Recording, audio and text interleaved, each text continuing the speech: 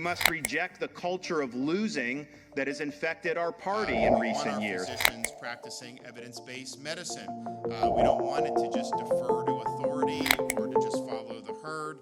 So that is now law. This bill says the whole experiment with DEI is coming to an end. We believe that borders matter, and we have fought against Southwest Florida, Trump country, or I'm Ron DeSantis, and I'm running for president to lead.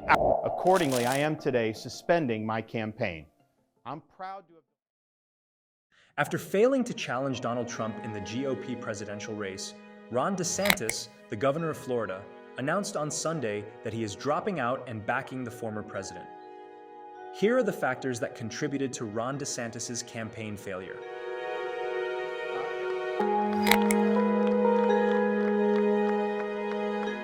His mishandling of the coronavirus pandemic in Florida, which led to high infection and death rates, as well as criticism from public health experts and the media. DeSantis was one of the last governors to issue a statewide stay-at-home order in April 2020, and one of the first to lift it in May 2020. He also resisted imposing a statewide mask mandate, leaving it to local authorities to decide. DeSantis prioritized reopening the economy over public health, allowing businesses, schools, and tourism to resume with few restrictions or enforcement. He also downplayed the severity of the pandemic, claiming that Florida had flattened the curve and that the virus was under control. DeSantis ignored or dismissed the advice of public health experts and scientists, and instead relied on his own judgment or the opinions of controversial figures like Dr. Scott Atlas, a former Trump advisor who advocated for herd immunity. He also accused the media of spreading fear and panic and criticized other states for their stricter measures. DeSantis faced allegations of manipulating or withholding data on COVID-19 cases and deaths, as well as silencing or firing whistleblowers and officials who tried to expose the truth. He also refused to release information on COVID-19 variants and vaccine distribution, claiming that it was confidential or irrelevant. As a result of DeSantis' actions and inactions, Florida became one of the worst hit states by the COVID-19 pandemic in the US. Here are some of the numbers that show how Florida compares to other states. As of March 10th, 2023, Florida has reported over 7.5 million confirmed cases and over 86,000 deaths from COVID-19, ranking third in the nation, respectively. Florida has a case fatality rate of 1.7%, which is higher than the national average of 1.5% and higher than most other states. Florida has a testing positivity rate of 15.8%, which is much higher than the national average of 8.6% and higher than all but 2 other states. Florida has a vaccination rate of 62.3%, which is lower than the national average of 68.9% and lower than most other states.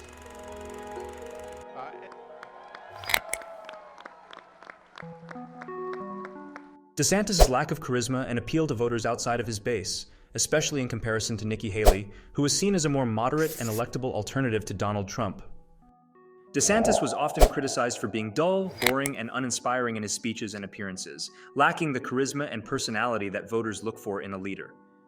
He was also seen as defensive and aggressive in the debates, struggling to articulate his vision and agenda for the country.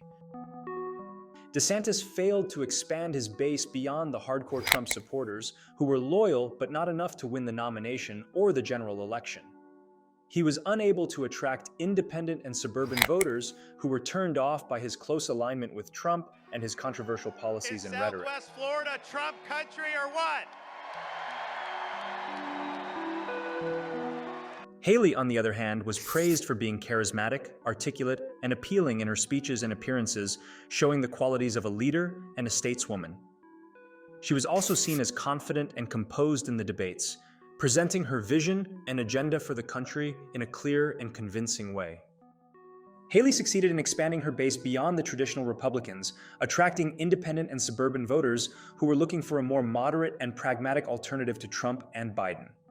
She was able to distance herself from Trump and his divisive legacy, while also acknowledging his achievements and appealing to his supporters.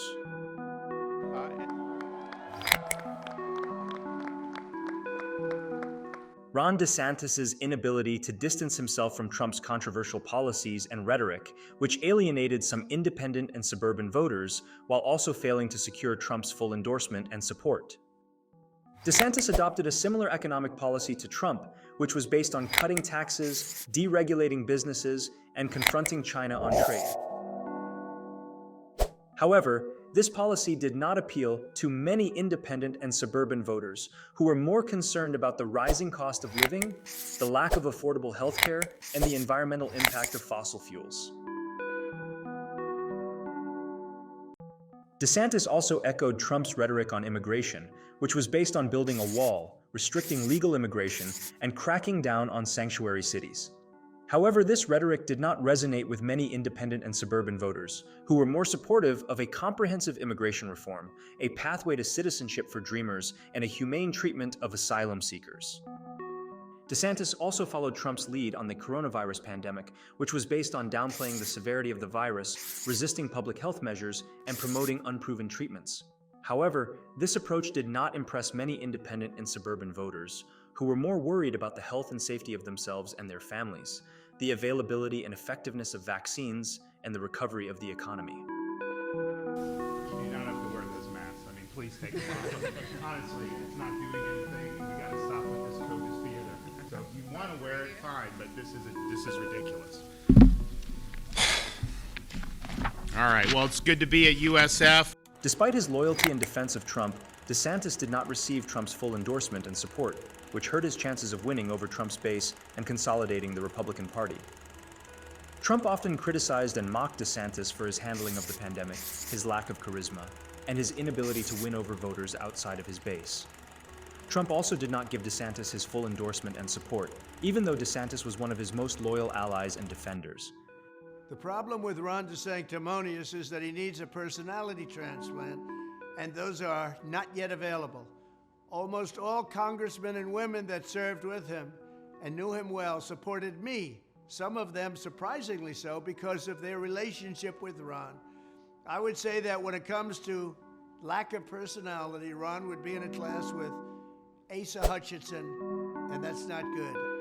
Ron's foreign trip was a total bomb. They didn't even know what he was doing there. What are you doing here, Ron? Why are you here? It was a mess. Thank you.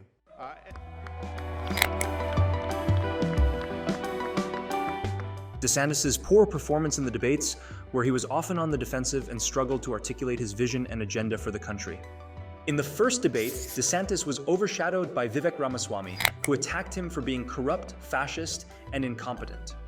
DeSantis did not engage in the tussles between the other candidates, and instead delivered a solid but unremarkable performance that did not boost his campaign. In the second debate, DeSantis was challenged by Nikki Haley, who questioned his handling of the COVID-19 pandemic in Florida and his loyalty to Trump. DeSantis tried to defend himself by blaming the media and the Democrats, but failed to convince the audience that he had a better plan to deal with the crisis. Nikki Haley had the best night in the third Republican presidential primary debate. She defended her foreign policy views against attacks from Ron DeSantis and criticized Donald Trump for being weak on international issues. DeSantis has been losing ground to Haley and facing attacks from a super PAC supporting Trump. Supporting Donald Trump. Why should you and not him be the Republican nominee to face Joe Biden a year from now?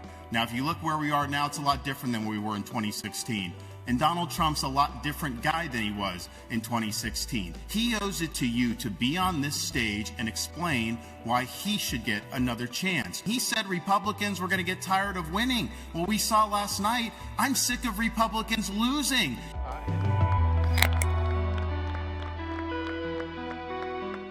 Ron DeSantis' overspending on advertising and campaigning in Iowa, which did not translate into a decisive victory and left him with little resources for the subsequent states. DeSantis' campaign and its allied super PAC Never Back Down spent at least $53 million to win 23,420 votes in Iowa, which works out to roughly $2,262 per voter. This is much higher than the average cost per vote in the 2020 presidential election, which was about $14.50. In the 2 weeks leading up to the caucuses, groups supporting DeSantis spent $6.1 million on ads, second only to groups supporting Nikki Haley, who spent $7.8 million. However, Haley won 18.6% of the vote, only 2.6 points behind DeSantis, while spending about $1,000 less per voter. DeSantis also spent more dollars on staff, consultants, and travel in Iowa, which was more than any other candidate. However, he did not have a strong grassroots network or a loyal base of supporters, unlike Trump, who had a loyal following and a well-organized ground game.